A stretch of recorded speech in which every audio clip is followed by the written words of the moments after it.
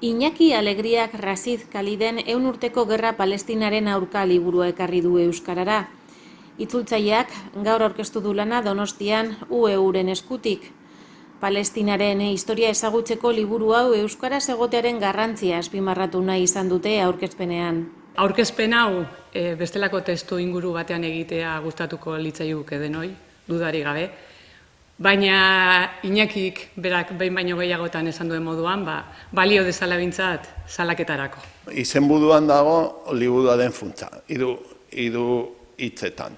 Lehenengo 100 urteko gerra, ez da gauza berria, ez da lehengo urtean hasitako gatazka, ez da ere medio gehienetan agertzen den 1947koa, nazio batuek erabaki zutenean zatitzea Palestina, baizik eta lehenagotik datorren auzia eta egileak jartzen dion data da Otomandar Inperioaren erosketa eta kolonialismo Britania eta frantsesaren hasiera edo berhasiera.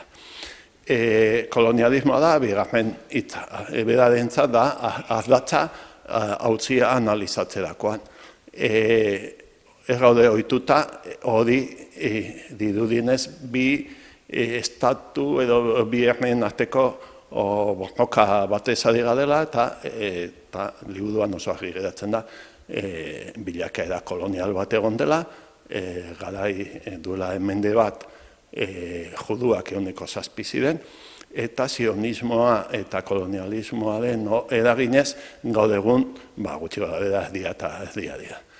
Eta hirugarren hitza gakoa da resistentzia. Palestinarrek asmatu dute resistitzen, iritsi dira 21. mendera, egilaren ustetan mende honetara iritsita nolabait garbiketa etnikoa gaur egun, naiz eta ikusten ari garenez zalantzazkoa izan, berak esaten du gaur egun estatu batuetan edo Australian eta egin ziren garbiketa etnikoak ez direla bideragarriak eta Palestina herria jakingo dula irtenbide bat bilatzen. Aurretik bilatu duen moduan, beraiek egin zuten lehenengo matxinada Britaniaren aurka, gero zuzendaritza Tunisiara ezbesteratu behar izan zenean asmatu zuten intifada sortzen, eta orain asmatzen ari dira moduak nolabait eraso eta kolonizazioetatik askatzeko. Da historia liburu bat, baina kontatuta pizkan modu originalagoan, orduan aukeratzen du historiako 6 momentu horiek deitzen ditu gerra adierazpenak Palestinaren aurka, eta kapitulu bakoitzean txiriko ordatzen du alde batetik informazioa, datuak, gertaerak, baina baita ere bere historia personala eta familiarra, eta analizia eta kritika.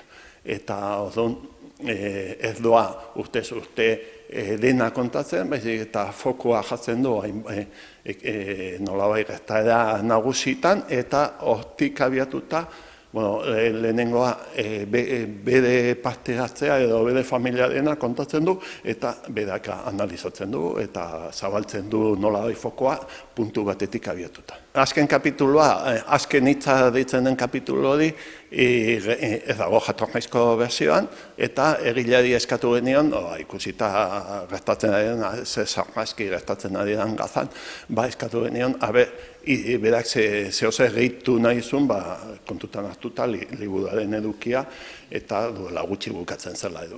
Eta baietz esan zigun, ingleseko edizio bernerako adizela zerbait prestatzen, eta bidali zigun apirilaren 26an, eta zorionez lotu dugu itzultzea eta sartzea liburuan argitaratu baino lehen.